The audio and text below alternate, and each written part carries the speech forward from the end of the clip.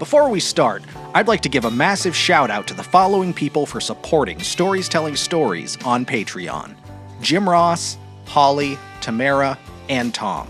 Thank you so much for your support. If you'd like to help support the show and hear your name listed before future episodes, head on over to patreon.com/storiestellingstories. This is Stories Telling Stories, a pop culture podcast by Eric R. Hill, produced in association with Seeing Red Productions and supporters of STS Media Group. Today is August 8th, 2020, and 3 years ago today I took the monumental first step of launching this podcast. I had little experience in the medium besides appearing on an episode of the Nihilist Podcast Network, but as a writer, storyteller, and performer, I felt like it could be a good medium to keep me focused in my theatrical off-season. Little did I know it would carry me through ups, downs, nearly giving up, and finding a bit of a niche and a slice of success with the quarantine miniseries Locked in a Vacancy, that chronicles stories of loneliness, isolation, and solitude. But STS started, as I've stated a dozen times before now, as an homage to Danny DeVito's directorial debut, the black comedy Throw Mama from the Train, and the ragtag band of misfit authors in Professor Donner's creative writing class. Mrs. Hazeltine's submarine story is one that my mother and I still joke and quote on the regular as reminiscent of the writing style and personality of my maternal grandmother, and being the sort of person any amateur writer can relate to encountering in an academic setting.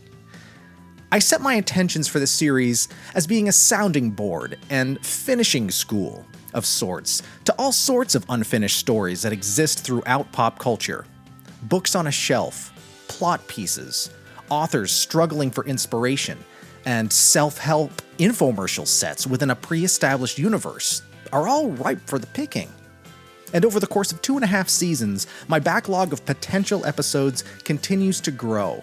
And as of today, I can't see an end in sight for this storied series that, in my humble opinion, 3 years in, is just getting started. Season 3 has been extraordinarily transformative for the podcast, with the launch of a long-standing miniseries beyond our one-off ASMR episodes that are joke releases when I need a bit of a break. Locked in a Vacancy has brought Patreon supporters to the series for the first time in the history of the show. It's seen episode lengths increase significantly from the typical 10 to 12 minutes of an STS installment to nearly an hour for some longer vacancy stories.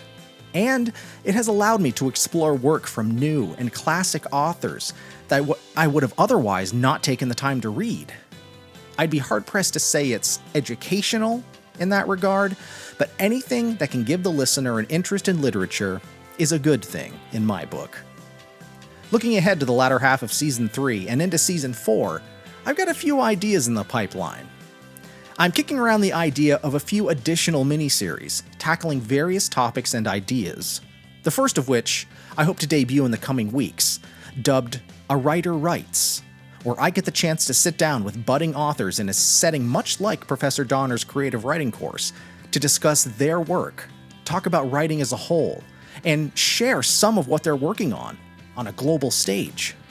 And if you're an upstart author who'd like to sit down and discuss your craft with me, send an email to storiestellingstories@gmail.com, and we'll see about getting you on the show.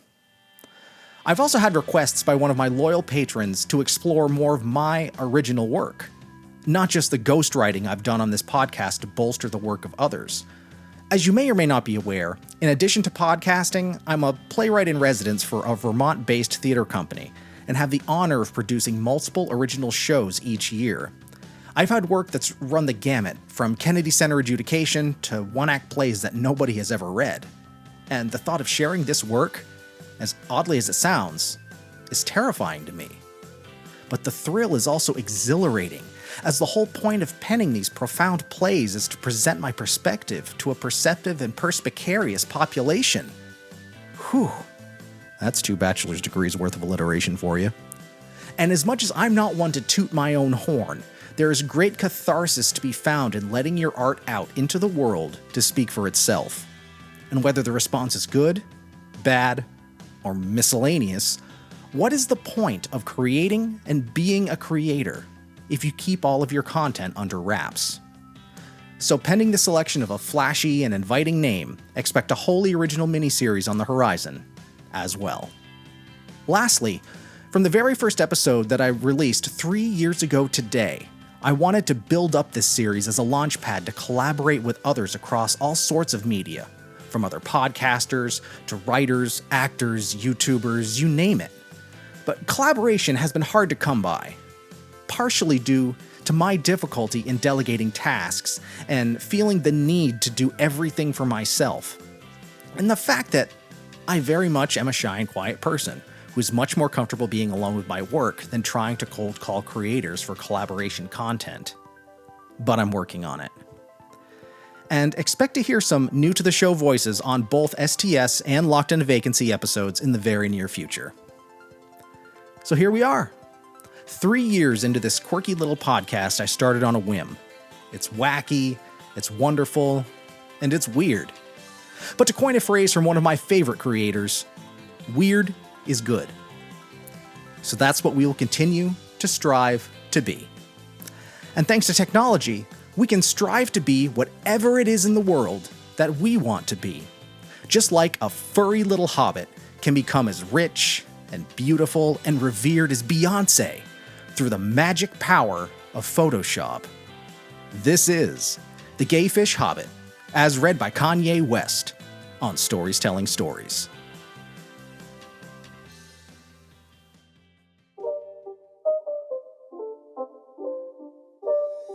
It's not a game, it's a rich thing. Nobody's talking any more shit about my woman, alright? She is gorgeous. If she was here, you could all see for yourself how beautiful she is. But she can't be here because she has a movie coming out on Friday directed by Peter Jackson called The Hobbit. Hold up.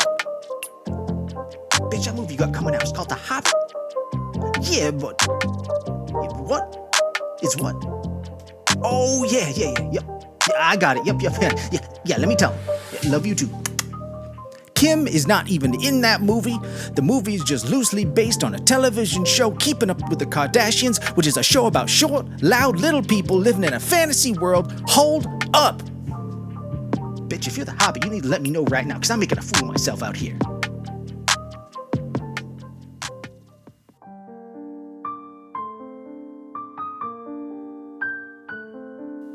Once upon a time, there was a little hobbit who lived in the forest. And all the hobbit ever wanted was to be beautiful. And even though she was short and fat and hairy, this little hobbit dreamed that one day she could be pretty, like Beyoncé. And then one day, along came a magic power called Photoshop. And just like that, poof, the little hobbit was beautiful. And even though she couldn't sing like Beyoncé, or dance like Beyoncé, or act like Beyoncé, or be a decent human being like Beyoncé, the little hobbit was looked up to and loved, just like Beyoncé. So, she had money and adoration and a hip-hop fiancé who loved her very much. I'm sorry, hold up. I'm sorry. Everything was good for the hobbit. But then this mean little girl called the Jelly Monster. She was so jelly at a hobbit that she told everybody she was a liar. And the hobbit's fiancé realized that she was just a hobbit. You know what he said? He said, I don't care. And then the Jelly Monster came and he tried to take the magic power away from the little hobbit. So the hobbit prayed to God and God said, don't worry, little hobbit. I will go find this Jelly Monster girl and I will read a story and melt her icy heart. And the hobbit said, thank you. And the hobbit and God lived happily ever after in the shower because I love her so much. I'm sorry. Hold up. I'm sorry. It's okay. It's okay. I forgive you, Jelly Monster. I forgive you. Because I know what it's like. I know what it's like to be jelly too. And that's why I'm running for president of the United States in 2020. Vote for me. Vote for me for president 2020. Kanye West. Kanye, Gay Fish Hobbit, West. Vote West Hobbit 2020. I'm Eric R. Hill, and this has been Stories Telling Stories, a pop culture podcast produced in association with Seeing Red Productions and STS Media Group, locked in a vacancy before a live studio audience at Milt House Studios in Milton, Vermont, casting around the globe to your frontal lobe, wherever podcasts are found.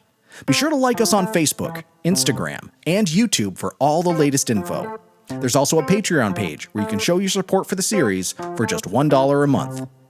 And until next time, stay whimsical.